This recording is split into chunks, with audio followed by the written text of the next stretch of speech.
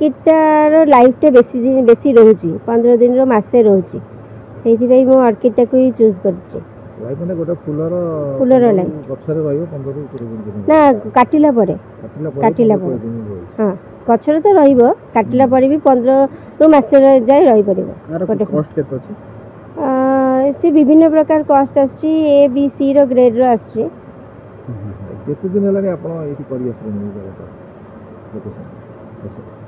एई फार्मटा तो हमर हो जाइए 3 वर्ष किंतु अर्किडा को वर्षे ही होइछि गोटा वर्ष रे आपण जो कॉलोनी लाभ केते पाइबेन केते कोन इन्वेस्टमेंट प्राइमरी इन्वेस्टमेंट ए कोटी 2 लाख टंका खर्च होइछि हमर लाभ आपण वर्षे परे आरो 2 लाख टंका आसीबो मासिक सरकारी योजना सहायता कोन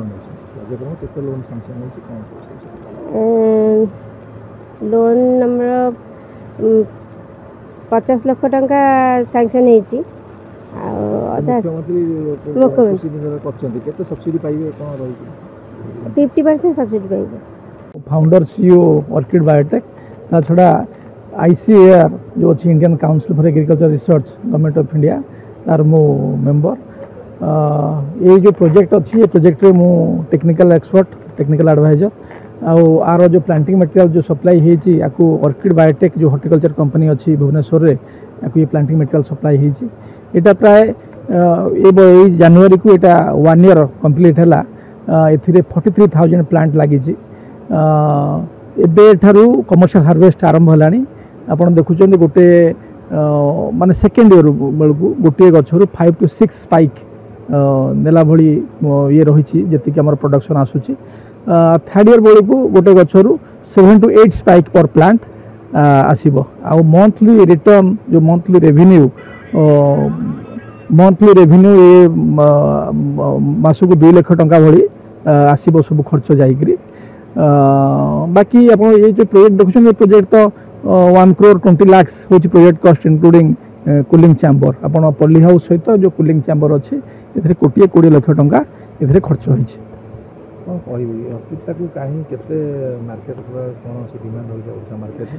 ऑर्किड हूँ गोटे डेकोरेटिव फ्लावर यहाँ आगुरी थाईलैंड रू सब फुल आसूला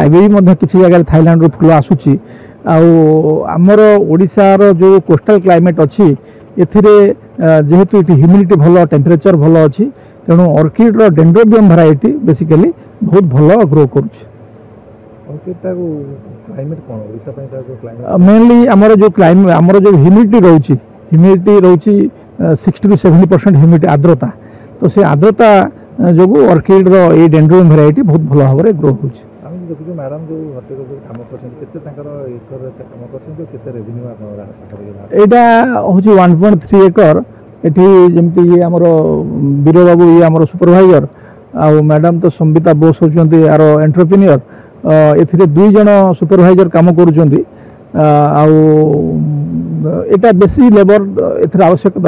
पड़े ना यहाँ लेबर इंटेंसिव नुहे यहाँ जेहेतु माने मॉडर्न एग्रीकल्चर तेणु कम लेबर रे मध्य एटा करा जाई पारुछ कल्टिवेशन प्रणाली देखो आप जो गछ लगी मेनली ऑर्किड स्पेसीज यहाँ एपिफाइट इन कैरेक्टर माने यहाँ कौन सी माटी रे गछ हुए ये 3 फुट हाइट रो बेड उपर ये चाष कराई आप देखुं सब भल कथा हूँ कौन अन्य गछ भाया जो रोग पोक जो सॉइल बोर्न डिजीज होता है ये रोग पोक टी कम होता है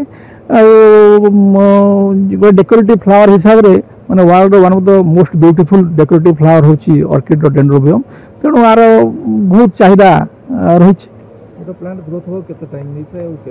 प्लांट आम प्लांटेशन 6 मास पर आम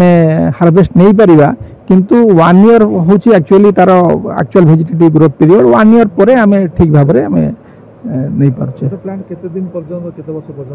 80 years